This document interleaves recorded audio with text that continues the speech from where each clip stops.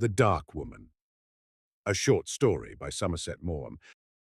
Ashenden and General Carmona went through the formalities at the frontier independently, and when they returned to their carriage, Ashenden handed back to his companion the revolver and the knife. He sighed.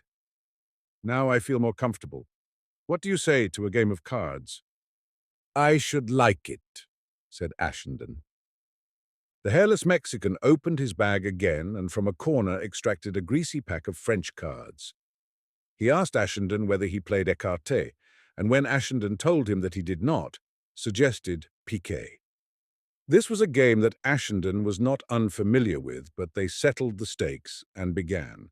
Since both were in favor of quick action, they played the game of 4 hands. Doubling the first and last, Ashenden had good enough cards, but the general seemed notwithstanding always to have better.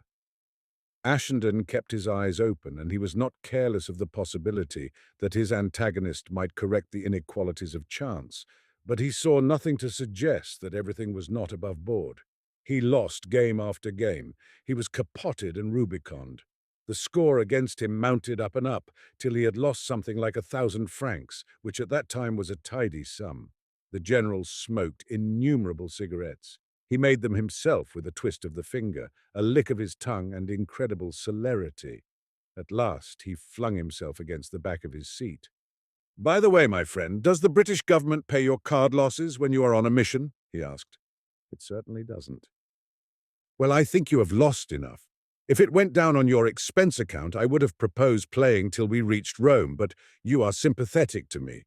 If it is your own money, I do not want to win any more of it." He picked up the cards and put them aside. Ashenden somewhat ruefully took out a number of notes and handed them to the Mexican. He counted them, and with his usual neatness put them carefully folded into his pocketbook. Then, leaning forward, he patted Ashenden almost affectionately on the knee. "I like you. You are modest and unassuming. You have not the arrogance of your countrymen, and I am sure that you will take my advice in the spirit in which it is meant. Do not play piquet with people you don't know." Ashenden was somewhat mortified, and perhaps his face showed it, for the Mexican seized his hand. "My dear fellow, I have not hurt your feelings. I would not do that for the world. You do not play piquet worse than most piquet players. It is not that if we were going to be together longer, I would teach you how to win at cards. One plays cards to win money, and there is no sense in losing." "I thought it was only in love and war that all things were fair," said Ashenden with a chuckle. "Ah, I am glad to see you smile. That is the way to take a loss. I see that you have good humor and good sense. You will go far in life. When I get back to Mexico and am in possession of my estates again, you must come and stay with me. I will treat you like a king. You shall ride my best horses. We will go to the bullfights together, and if there are girls you fancy, you have only to say the word, and you shall have them." He began telling Ashenden of the vast territories, the haciendas and the mines in Mexico, of which he had been dispossessed. He told him of the feudal state in which he lived. It did not matter whether what he said was true or not, for those sonorous phrases of his were fruity with the rich distilled perfumes of romance.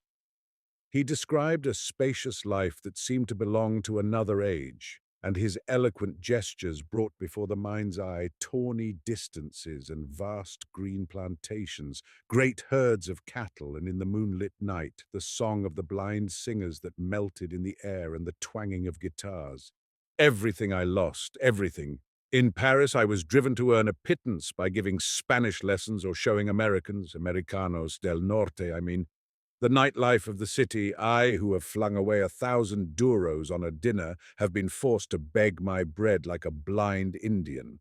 I, who have taken pleasure in clasping a diamond bracelet round the wrist of a beautiful woman, have been forced to accept a suit of clothes from a hag old enough to be my mother Patience. Man is born to trouble as the sparks fly upward, but misfortune cannot last forever. The time is ripe, and soon we shall strike our blow." He took up the greasy pack of cards and set them out in a number of little piles. "Let us see what the cards say. They never lie. Ah, if I had only had greater faith in them, I should have avoided the only action of my life that has weighed heavily on me. My conscience is at ease. I did what any man would do under the circumstances. but I regret that necessity forced upon me an action that I would willingly have avoided." He looked through the cards, set some of them on one side on a system Ashenden did not understand, shuffled the remainder, and once more put them in little piles. "The cards warned me, I will never deny that. Their warning was clear and definite. Love and a dark woman, danger, betrayal, and death. It was as plain as the nose on your face. Any fool would have known what it meant. And I have been using the cards all my life. There is hardly an action that I make without consulting them. There are no excuses. I was besotted. Ah, you of the northern races do not know what love means. You do not know how it can prevent you from sleeping, how it can take your appetite for food away so that you dwindle as if from a fever. You do not understand what a frenzy it is, so that you are like a madman, and you will stick at nothing to satisfy your desire. A man like me is capable of every folly and every crime when he is in love, si, senor, and of heroism. He can scale mountains higher than Everest and swim across seas broader than the Atlantic. He is God, he is devil, women have been my ruin." Once more the hairless Mexican glanced at the cards, took some out of the little piles and left others in. He shuffled them again. "I have been loved by multitudes of women. I do not say it in vanity. I offer no explanation. It is mere matter of fact. Go to Mexico City and ask them what they know of Manuel Carmona and of his triumphs. Ask them how many women have resisted Manuel Carmona." Ashenden, frowning a little, watched him reflectively. He wondered whether R, that shrewd fellow who chose his instruments with such a sure instinct, had not this time made a mistake, and he was uneasy. Did the hairless Mexican really believe that he was irresistible, or was he merely a blatant liar? In the course of his manipulations, he had thrown out all of the cards in the pack but 4, and these now lay in front of him, face downwards and side by side. He touched them one by one but did not turn them up. "There is fate," he said, "and no power on earth can change it. I hesitate. This is a moment that ever fills me with apprehension, and I have to steel myself to turn over the cards that may tell me that disaster awaits me. I am a brave man, but sometimes I have reached this stage and not had the courage to look at the 4 fatal cards." Indeed, now he eyed the backs of them with an anxiety he did not try to hide. "What was I saying to you?" "You were telling me that women found your fascinations irresistible," replied Ashenden dryly. "Once, all the same, I found a woman who resisted me. I saw her first in a house, a casa de mujeres in Mexico City. She was going down the stairs as I went up. She was not very beautiful. I had had 100 more beautiful, but she had something that took my fancy, and I told the old woman who kept the house to send her to me. You will know her when you go to Mexico City. They call her La Marquesa. She said that the girl was not an inmate, but came there only from time to time and had left. I told her to have her there next evening and not to let her go till I came, but I was delayed. And when I arrived, La Marquesa told me that the girl had said she was not used to being kept waiting and had gone. I am a good-natured fellow, and I do not mind if women are capricious and teasing. That is part of their charm. So with a laugh, I sent her a note of 100 duros and promised that on the following day I would be punctual. But when I went, on the minute, La Marquesa handed me back my 100 duros and told me the girl did not fancy me. I laughed at her impertinence. I took off the diamond ring I was wearing and told the old woman to give her that and see whether it would induce her to change her mind. In the morning, La Marquesa brought me in return for my ring a red carnation. I did not know whether to be amused or angry. I am not used to being thwarted in my passions. I never hesitate to spend money. What is it for but to squander on pretty women? And I told La Marquesa to go to the girl and say that I would give her 1,000 duros to dine with me that night. Presently she came back with the answer that the girl would come on the condition that I allowed her to go home immediately after dinner. I accepted with a shrug of the shoulders. I did not think she was serious. I thought that she was saying that only to make herself more desired. She came to dinner at my house. Did I say she was not beautiful? She was the most beautiful, the most exquisite creature I had ever met. I was intoxicated. She had charm and she had wit. She had all the gracia of the Andalusian. In one word, she was adorable. I asked her why she had treated me so casually, and she laughed in my face. I laid myself out to be agreeable. I exercised all my skill. I surpassed myself. But when we finished dinner, she rose from her seat and bade me good night. I asked her where she was going. She said I had promised to let her go, and she trusted me as a man of honor to keep my word. I expostulated, I reasoned, I raved, I stormed. She held me to my word. All I could induce her to do was to consent to dine with me the following night on the same terms. You would have thought that I should be angry with her. For 7 days I paid her 1,000 silver duros to dine with me. Every evening I waited for her with my heart in my mouth, as nervous as a novillero at his first bullfight, and every evening she played with me, laughed at me, coquetted with me, and drove me frantic. I was madly in love with her. I have never loved anyone so much before or since I could think of nothing else. I was distracted. I neglected everything. I am a patriot, and I love my country. A small band of us had got together and made up our minds that we could no longer put up with the misrule from which we were suffering. All the lucrative posts were given to other people. We were being made to pay taxes as though we were tradesmen, and we were exposed to abominable affronts. We had money and men. Our plans were made and we were ready to strike. I had an infinity of things to do, meetings to go to, ammunition to get, orders to give. I was so besotted over this woman that I could attend to nothing. You would have thought that I should be angry with her for making such a fool of me, me who had never known what it was not to gratify my smallest whim. I did not believe that she refused me to inflame my desires. I believe that she told the plain truth when she said that she would not give herself to me until she loved me. She said it was for me to make her love me. I thought her an angel. I was ready to wait. My passion was so consuming that sooner or later I felt, at last, it must communicate itself to her. It was like a fire on the prairie that devours everything around it. And at last she said she loved me. My emotion was so terrific that I thought I should fall down and die. Oh, what rapture! Oh, what madness! I would have given her everything I possessed in the world. I would have torn down the stars from heaven to deck her hair. I wanted to do something to prove to her the extravagance of my love. I wanted to do the impossible, the incredible.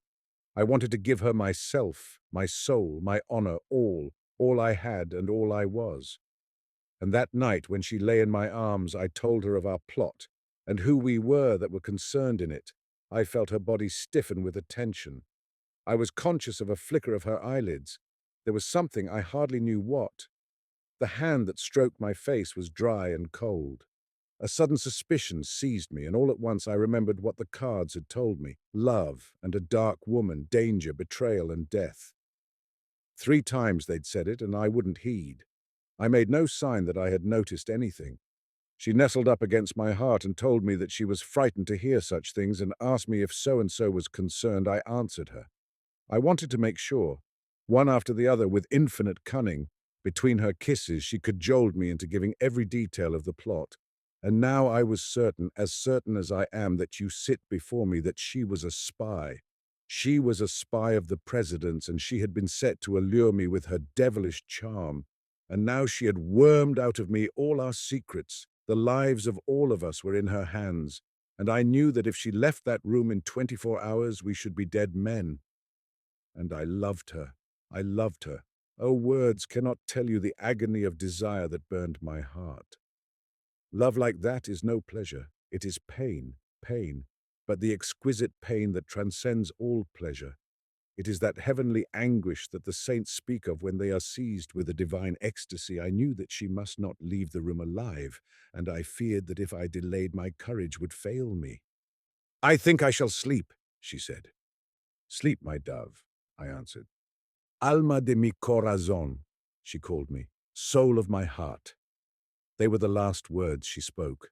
Those heavy lids of hers, dark like a grape and faintly humid, those heavy lids of hers closed over her eyes, and in a little while I knew by the regular movement of her breast against mine that she slept. You see, one loved her. I could not bear that she should suffer. She was a spy, yes, but my heart bade me spare her the terror of knowing what must happen. It is strange. I felt no Anna because she had betrayed me. I should suffer. She was a spy, yes, but my heart bade me. I only felt that my soul was enveloped in night, poor thing, poor thing. I could have cried for pity for her. I drew my arm very gently from around her, my left arm that was, my right was free, and raised myself on my hand. But she was so beautiful that I turned my face away when I drew the knife with all my strength across her lovely throat. Without awaking, she passed from sleep to death. He stopped and stared, frowning at the 4 cards that still lay, their backs upward, waiting to be turned up. It was in the cards. Why did I not take their warning? I will not look at them. Damn them. Take them away. With a violent gesture, he swept the whole pack onto the floor. Though I am a freethinker, I had masses said for her soul. He leaned back and rolled himself a cigarette. He inhaled a long breathful of smoke. He shrugged his shoulders. The colonel said you were a writer. What do you write? Stories, replied Ashenden. Detective stories? No. Why not? They are the only ones I read. If I were a writer, one should write detective stories. They are very difficult. You need an incredible amount of invention. I devised a murder story once, but the murder was so ingenious that I could never find a way of bringing it home to the murderer, and after all, one of the conventions of the detective story is that the mystery should in the end be solved and the criminal brought to justice. If your murder is as ingenious as you think, the only means you have of proving the murderer's guilt is by the discovery of his motives. When once you have found a motive, the chances are that you will hit upon evidence that until then had escaped Vaux. If there is no motive, the most damning evidence will be inconclusive. Imagine, for instance, that you went up to a man in a lonely street on a moonless night and stabbed him to the heart. Who would ever think of you? But if he was your wife's lover or your brother or had cheated or insulted you, then a scrap of paper, a bit of string or a chance remark would be enough to hang you. What were your movements at the time he was killed? Are there not a dozen people who saw you before and after? But if he was a total stranger, you would never for a moment be suspected. It was inevitable that Jack the Ripper should escape unless he was caught in the act. Ashenden had more than one reason to change the conversation. They were parting at Rome, and he thought it necessary to come to an understanding with his companion about their respective movements. The Mexican was going to Brindisi and Ashenden to Naples. He meant to lodge at the Hotel de Belfast, which was a large second-rate hotel near the harbour frequented by commercial travellers. And the thriftier kind of tripper, it would be as well to let the general have the number of his room, so that he could come up if necessary without inquiring of the porter. And at the next stopping place, Ashenden got an envelope from the station buffet and made him address it in his own writing to himself at the post office in Brindisi. All Ashenden had to do then was to scribble a number on a sheet of paper and post it. The hairless Mexican shrugged his shoulders. To my mind, all these precautions are rather childish. There is absolutely no risk. But whatever happens, you may be quite sure that I will not compromise you. This is not the sort of job which I'm very familiar with, said Ashenden. I'm content to follow the colonel's instructions and know no more about it than it's essential I should. Quite so. Should the exigencies of the situation force me to take a drastic step and I get into trouble, I shall of course be treated as a political prisoner. Sooner or later, Italy is bound to come into the war on the side of the Allies and I shall be released. I have considered everything. But I beg you very seriously to have no more anxiety about the outcome of our mission than if you were going for a picnic on the Thames. But when at last they separated and Ashenden found himself alone in a carriage on the way to Naples, he heaved a great sigh of relief. He was glad to be rid of that chattering, hideous and fantastic creature he was. Go to meet Constantine Andreadi at Brindisi, and if half of what he had told Ashenden was true, Ashenden could not but congratulate himself that he did not stand in the Greek spy's shoes. He wondered what sort of a man he was. There was a grimness in the notion of his coming across the Blue Ionian, with his confidential papers and his dangerous secrets, all unconscious of the noose into which he was putting his head. Well, that was war, and only fools thought it could be waged with kid gloves on.